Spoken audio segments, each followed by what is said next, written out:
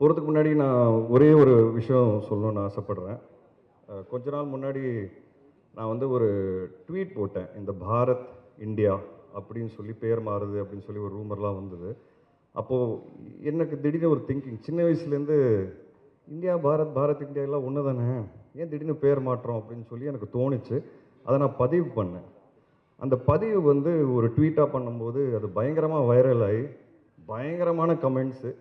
ஏன்னா இது வரைக்கும் பார்த்தீங்கன்னா என் லைஃப்பில் நான் அரசியல் சார்ந்த எந்த விதமான ஒரு ஒப்பீனியன் போட்டதே கிடையாது. ஏன்னா எனக்கு அரசியல் பற்றி எதுவுமே தெரியாது, சுத்த ஜீரோ நாலேஜு. இது ஒரு இந்தியன் சிட்டிசனாக எனக்கு என்ன தோணுச்சுன்னு அதை நான் பதிவு பண்ணேன்.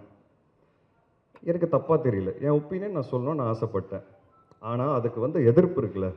2 நாளில் நான் ஆன்டி இண்டியன் ஆகிட்டேன், நான் ஆன்டி ஹிந்து ஆகிட்டேன், நான் ஆன்டி ஆன்டி ஆன்டி நிறைய ஆகிட்டேன், ப்ரோ நிறைய ஆகிட்டேன். உடனே என் ஒய்ஃப் வந்து ஆக்சுவலாக ஹாஃப் சைனீஸு. ஸோ நான் இந்த ஊரே இல்லை அப்படின்ட்டாங்க. ஏன்னா என் ஒய்ஃப்னால நான் அதை பேசிகிட்டு இருக்கேன்ட்டாங்க. எனக்கு ஒன்றுமே புரியல. என்னால் ஏன் ஒரு பதிவு வந்து ஏன் இவ்வளோ ஒரு எதிர்ப்பு அப்படின்னு யோசிக்க ஆரம்பித்தேன். ஹேட்ரட், இவ்வளோ ஹேட்ரட் ஏன் இப்படி இருக்கோம் நம்ம எல்லாரும் யோசித்தோம். ஒருத்தருக்கு ஐடியாலஜி மாறலாம், இல்லை ஒருத்தருக்கு ஒப்பீனியன் மாறலாம். அந்த ஒப்பீனியன் நம்ம ரெஸ்பெக்ட் பண்ணிட்டு போகணும். அப்படி தானே, அதுதானே ஹியூமனிட்டி. எனக்கு ஒரு விஷயம் பிடிச்சிருக்கு, எனக்கு ஒரு விஷயம் பிடிக்கல. ஓகே, உனக்கு ஒரு விஷயம் பிடிச்சிருக்கு, அது பிடிக்கல.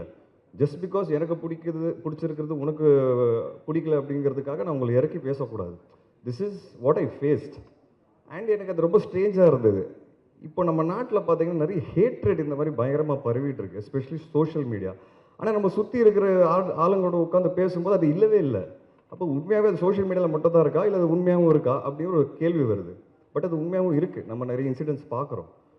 இந்த படம் அதை பற்றி தான் பேசும். ஹேட்ரேடே இருக்கக்கூடாதுங்க. ஒப்பீனியன் மாறலாம், நம்பிக்கை மாறலாம், ஐடியாலஜி மாறலாம், நிறைய விஷயங்கள். ஒருத்தரோட மதத்தில் வந்து இன்னொரு மதத்துக்கு வந்து ரெஸ்பெக்ட் கொடுக்க வேண்டிய ஒரு விஷயமா வந்து அதான் டிஃப்ரென்ஸ் இருக்கலாம் மதங்களில்.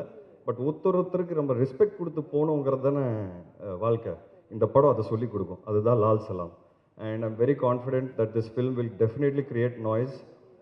உங்களுக்கு சிம்பிளாக சொல்லணும், அதான் எக்ஸாம்பிளாக சொல்லணும்னா, இன்றைக்கி தளபதி அப்படின்னு ஒரு யார் உங்களுக்கு பிடிக்கும் அப்படின்னு கேட்டால் ஒரு பதிலை கொடுக்க முடியலைங்க. ஏன்னா நீங்கள் ஒரு பக்கம் பதில் கொடுத்தீங்கன்னா இன்னொரு பக்கம் தாக்குறாங்க, ஒரு பக்கம் இன்னொரு பக்கம் பதில் கொடுத்து அந்த பக்கத்தில் தாக்குறாங்க. ஏன் நம்ம இப்படி இருக்கோங்கிறது இந்த மாதிரி கேள்விகள் எனக்கு நிறைய வரும் லைஃப்பில். So I think this film is an answer and is an example that we should respect opinions. We should respect opinions. We should respect difference of opinions, and we should respect our beliefs and others' beliefs.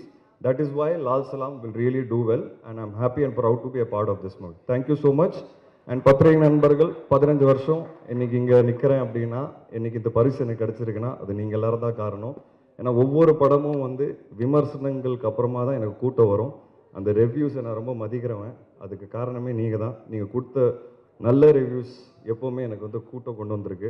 And இப்போ நான் 5-6 படம் வந்து sign பண்ணியிருக்கிறேன். என்னோட நல்ல ஃபேஸில் இருக்கிறேன். And I'm thankful and I owe it to all of you. நீங்கள் மிகப்பெரிய சப்போர்ட்டாக இருந்திருக்கீங்க. தப்பு பண்ணும்போது கரெக்டாக பின் பாயிண்ட் பண்ணியிருக்கீங்க. அண்ட் எனக்கு அதெல்லாம் ரொம்ப பிடிக்கும். And thank you so much for this journey. And I think நிறைய பேசிட்டேன். ஏன்னா எனக்கு பேசணுன்னு ஆசை. நான் நிறைய பேச மாட்டேன் முன்னாடி. ஏன்னா அப்பா போலீஸாக இருக்கிறதுனால நான் எது பேசினாலும் அதில் ஏதாவது ஒரு தப்பு கண்டுபிடிப்பாங்க. அப்பா ரிட்டையர் ஆகிட்டார். இப்போ எனக்கு ஒரு தைரியம் இருக்குது பேசுகிறதுக்கு. அதனால தான் நான் வந்து என்னால் நிறைய கனெக்ட் பண்ண முடிஞ்சது ஐஸ்வர்யா அவங்களோட. எங்கள் அப்பா சூப்பர் ஸ்டார் இல்லை, பட் அவர் ஒரு போலீஸ் ஆஃபீஸர். பட் அவர் இருக்கிறதுனால எனக்கு எவ்வளோ பாதிச்சிருக்கு லைஃபுங்கிறது அது எனக்கு தெரியும். அட்வான்டேஜஸும் நிறைய இருந்திருக்கு, டிஸ்அட்வான்டேஜஸும் நிறைய இருந்திருக்கு. பட் அந்த டிஸ்அட்வான்டேஜஸ் என்னங்கிறது எங்களுக்கு தெரியும். அது அவங்களுக்கு அது எப்படி இருந்திருக்குங்கிறது எனக்கு ரொம்ப நல்லா தெரியும், புரியும். ஏன்னா சார் வந்து மேடையில் சொன்னார், அவங்களும் சொன்னாங்க, இந்த மாதிரி வாய்ப்பு தேடி நிறைய இடத்துல போனேன். ரஜினி பொண்ணுங்கிறதுனால யாரும் வாய்ப்பு கொடுக்கல, கொடுக்கவும் மாட்டாங்க, இங்கே வெற்றி மட்டும்தான் பேசும். அந்த விதத்தில் ஐஸ்வர்யா ரஜினிகாந்த் இந்த படம் கண்டிப்பாக வெற்றி அவங்களுக்கு கிடைக்கும். அவங்க ப்ரூவ் பண்ணுவாங்க, இன்னும் நிறைய படம் பண்ணுவாங்க. வெற்றிக்கு மட்டும்தான் இங்கே மதிப்பு.